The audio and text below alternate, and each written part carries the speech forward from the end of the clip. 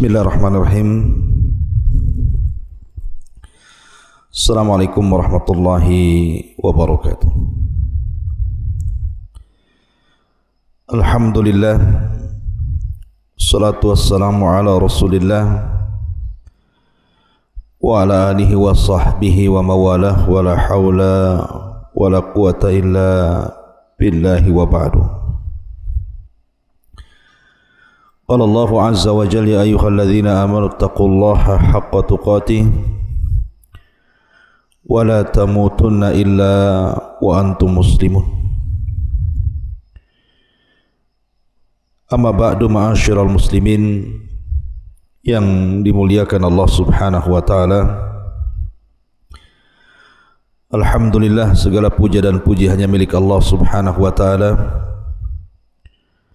Di pagi hari ini Allah Subhanahu wa taala masih pertemukan kita walaupun lewat media Jabal Uhud.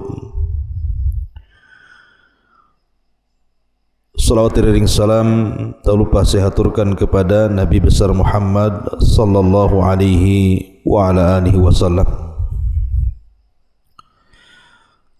Pembahasan di pagi hari ini kita akan membahas tentang perkara yang sangat menegangkan dan menakutkan yang terjadi di atas kepala kita, maksudnya di langit. Di dalam sebuah hadis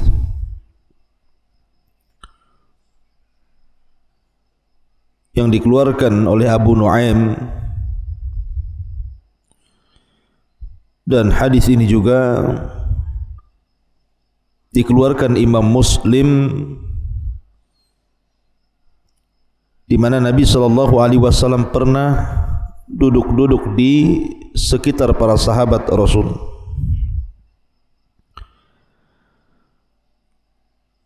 Tiba-tiba kemudian Nabi SAW dan juga para sahabat Rasul melihat ada gugusan bintang, semacam meteor yang jatuh dari langit, kemudian memancarkan cahaya.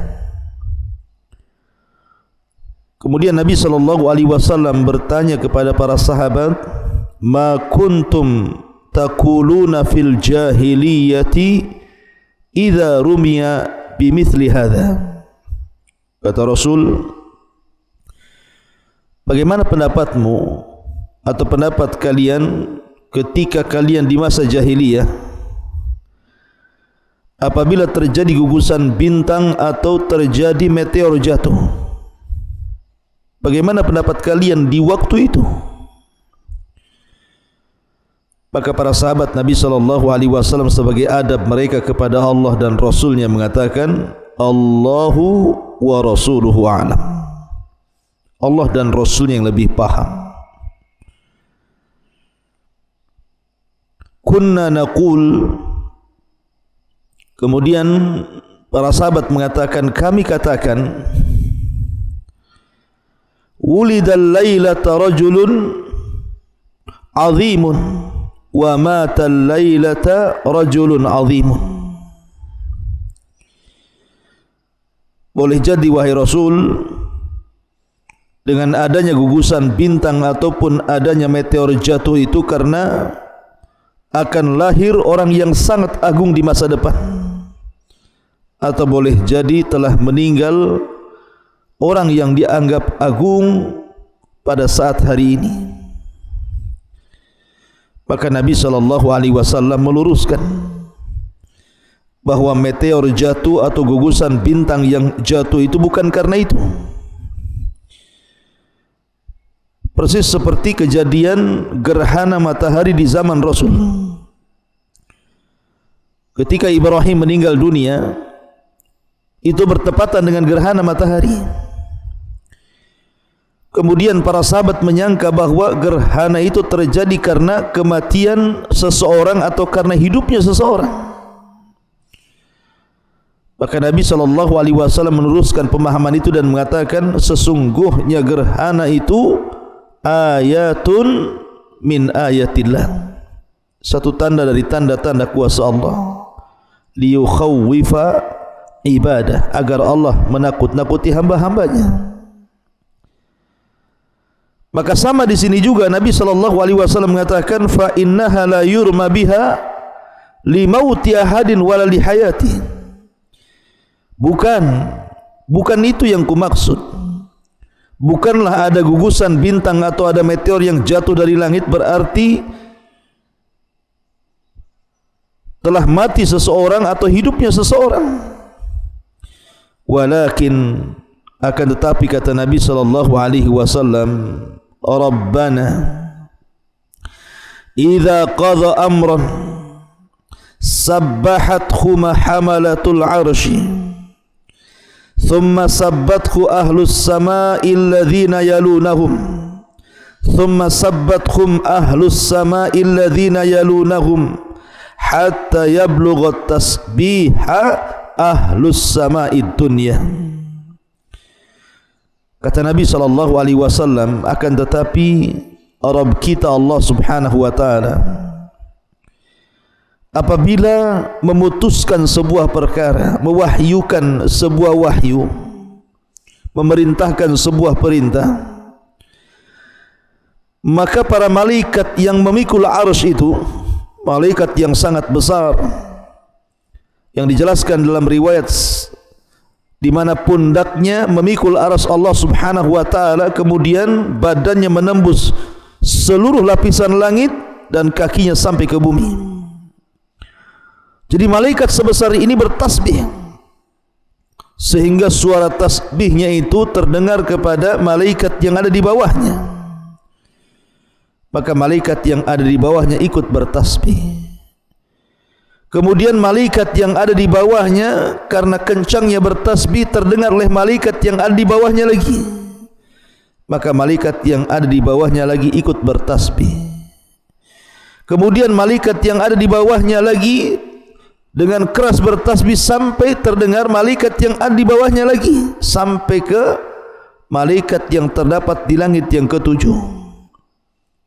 Dan begitu seterusnya sampai diikuti tasbihnya kepada malaikat yang ada di langit ke-6, ke-5, ke-4, ke-3, ke-2 sampai ke-1, sehingga langit bergema dengan tasbih membersihkan nama Allah Subhanahu wa taala. Summa yaqulun, kemudian mereka pun berkata, alladzina yaluna hamalatal arsy li hamalatil arsy. Kemudian malaikat yang ada di bawah arsy bertanya kepada malaikat yang memikul arsy, "Madza qala rabbukum?" Apa yang difirmankan Rabb kalian untuk kami? Fayujibunahum fayastakhbiru ahlus samawati ba'duhum ba'dha hatta yablughal khabaru hadhihi sama'ad dunya. Maka malaikat pemikul arsy pun kemudian menghabarkan titah perintah Allah. Akhirnya kemudian oleh malaikat yang di bawahnya disampaikan kepada malaikat yang di bawahnya, disampaikan lagi kepada malaikat yang di bawahnya, sampailah khabar ini di langit dunia, langit yang kita lihat. Maka malaikat pun membicarakan putusan Allah Subhanahu wa taala itu. Lah disinilah kisah dimulai. Fatakhtiful jinnus sama' fayulqunahu ila awliyaihim fama ja'u bihi ala wajhihi fahuwa sahihun walakinnahum yufarrikuna fihi wa yaziduna faturma syayatin bin nujum. Ketika para malaikat berbincang-bincang soal perintah Allah itu, maka jin-jin yang berusaha naik ke langit, mereka punya pos-pos, punya tempat-tempat yang duduk mendengarkan dan mencuri kabar dari malaikat. Karena mereka tidak sabar, terkadang baru dapat satu kalimat, langsung kemudian kalimat itu disampaikan kepada jin yang berikutnya, kemudian disampaikan kepada jin yang berikutnya, sampai kepada jin yang ada di bumi. Maka jin yang ada di bumi ini telah membawa kabar yang benar akan tetapi telah mencampur adukkan dengan kedustaan, menambah dan mengurang. Akhirnya kalimat itulah yang diperjualbelikan oleh jin kepada paranormal, kepada para dukun, para bomo dan yang semacamnya.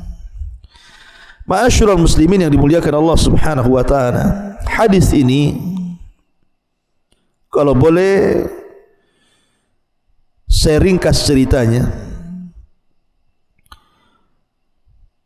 Ketika Allah Subhanahu wa taala hendak berfirman kepada para malaikat, kita tahu bahwa malaikat yang berhak yang ditugaskan menerima wahyu adalah malaikat Jibril. Jadi malaikat Jibril ini dia satu-satunya malaikat yang memang ditugaskan oleh Allah untuk mendapatkan wahyu pertama kali sebelum malaikat yang lainnya. Dan ketika Allah Subhanahu wa taala hendak berfirman,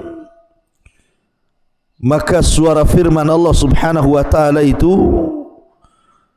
dijelaskan, idza arada Allah an yuhiya bi amrihi takallama bil wahyi fa idza takallama akhadhatis samawati minhu rajfah aw ra'dah fa idza sami'a dzalika ahlus samawati su'iqu wa kharru lillahi sajida. Jadi apabila Allah Subhanahu wa taala hendak mewahyukan sesuatu, menurunkan wahyu, maka langit itu akan bergoncang. Kenapa demikian? Karena takutnya malaikat yang ada di langit itu kepada Allah Subhanahu wa taala. Maka mereka mengepakkan sayapnya karena takut luar biasa sehingga menggetarkan langit. Maka apabila penduduk langit kemudian mendengar firman Allah Subhanahu wa taala, maka mereka mendengar seperti suara gemerincing besi yang dipukul-pukul di atas batu, dan itu menjadikan mereka pingsan. Kemudian mereka pun tersungkur sujud. Maka yang pertama kali siuman dan mengangkat kepalanya adalah Jibril. Maka Allah Subhanahu wa taala hanya bicara dengan Jibril saja, karena yang lain yang lain pingsan dalam posisi mereka sujud. Maka Jibril yang pertama kali siuman dan mengangkat kepalanya, sehingga Allah Subhanahu wa taala kemudian berbicara dengan Jibril dan mewahyukan apa yang akan berlaku untuk disampaikan kepada tugas-tugas masing para malaikat. Akhirnya kemudian setelah Allah Subhanahu wa taala selesai, maka Jibril pun kemudian mulai mendatangi para malaikat, dari mulai malaikat pemikul arsy, disampaikan tugas-tugas itu. Kemudian malaikat yang di bawahnya bertanya kepada malaikat pemikul arsy apa yang difirmankan Allah lewat Jibril. Maka Mahamalatul Arsy menjawab dan menjelaskan begini dan begitu.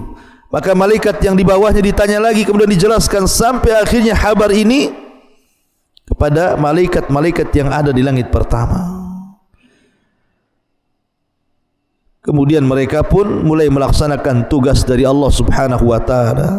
Hari ini si fulan harus mati, hari ini si fulan harus hidup, hari ini negeri ini harus hancur, hari ini negeri ini harus subur, hari ini ada tsunami, gempa dan begitu seterusnya.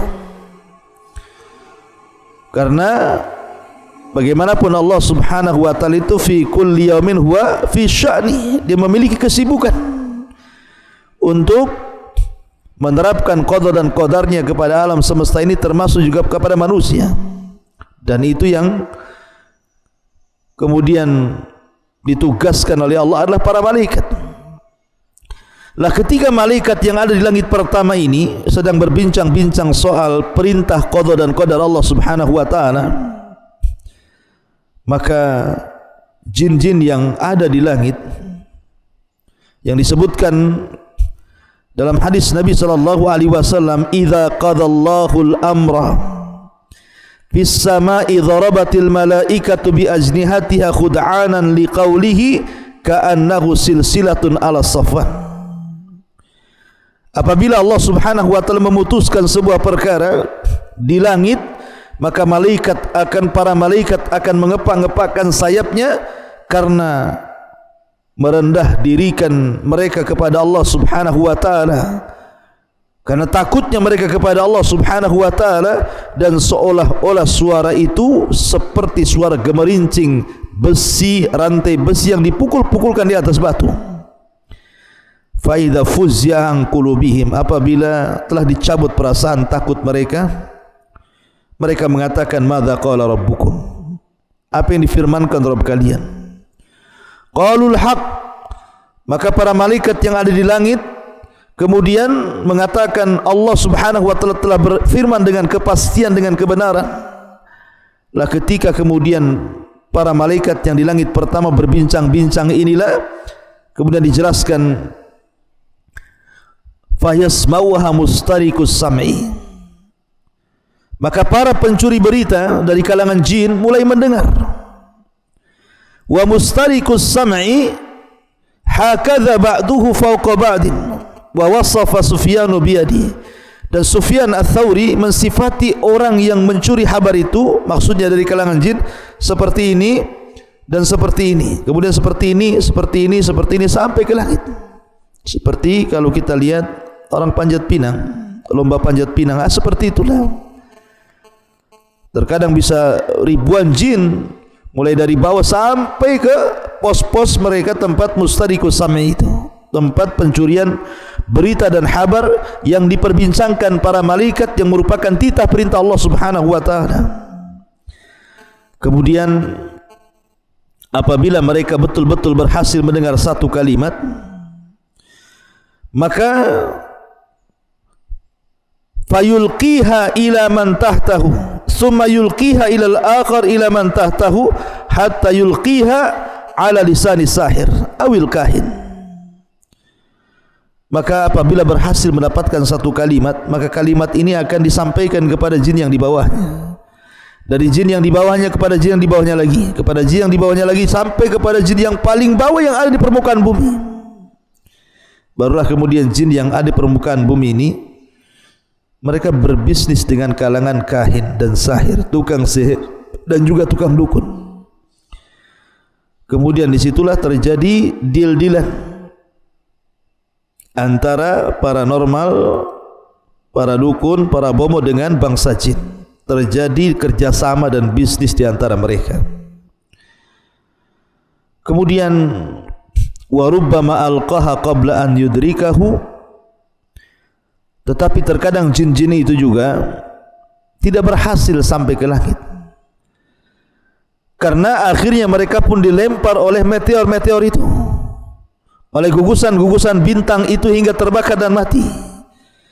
Makanya Allah Subhanahu wa taala berfirman menghikayatkan ucapan para jin, wa anna lamasna as-samaa'a fawajadnaha muliat harashan syadida wa syuhuba. Ketika kami berusaha menyentuh langit, maka kami dapati langit itu penuh dengan penjagaan para malaikat dan meteor-meteor yang menghantam, menyerang mereka dan membakar mereka sehingga membunuh mereka. Makanya dalam ayat yang lain, wa inna kunna naq'udu minha maqa'ida lis-sam'i faman yastami'il ana yajid lahu shihaban rasada. Dan terkadang kami duduk di tempat-tempat pencurian kabar berita yang ada di langit, maka barang siapa yang berusaha untuk mendengar, mencuri-curi kabar dari langit, terkadang datang meteor dan menghantam mereka, mengintip mereka, hendak membakar mereka.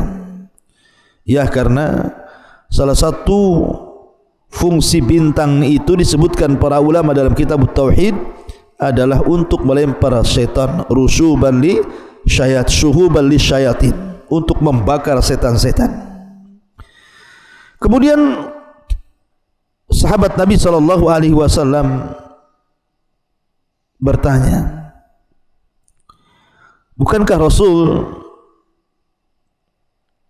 ketika Nabi SAW mengatakan fayakdzibu ma'aha mi'ata kadzbah, tetapi walaupun mereka mencuri dengar bukan berarti mereka benar dalam menghabarkan. Terkadang satu cerita yang benar dicampur adukan 99 cerita yang tidak benar. Maka sahabat mengatakan, Rasul, bukankah terkadang ada dukun dan paranormal itu meramalkan sesuatu?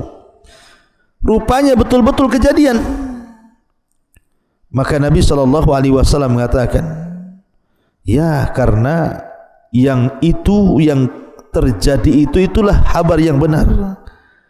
Tetapi di situ ada 99% kedustaan. Jadi jangan dibenarkan. Dukun dan paranormal itu para pendusta. Ma'asyiral muslimin yang dimuliakan Allah Subhanahu wa taala, bagaimanapun Allah yang mengatakan qul la ya'lamu man fis samawati wal ardi al-ghaiba illallah. Katakan ya Muhammad, tidak ada yang tahu, orang yang ada di langit atau orang yang ada di bumi, tentang kegaiban ini kecuali Allah Subhanahu wa taala. Alimul ghaibi fala yudhiru ala ghaibihi ahada. Dialah zat yang maha mengetahui yang gaib, tidak ada yang tahu tentang gaib kecuali Allah Subhanahu wa taala. Itulah peristiwa yang menakutkan dan menegangkan yang ada di langit sana. Mudah-mudahan ada manfaatnya. Subhanakallahumma bihamdika asyhadu an la ilaha illa anta astaghfiruka wa atubu ilaik. Allahu ta'ala. Assalamualaikum warahmatullahi wabarakatuh.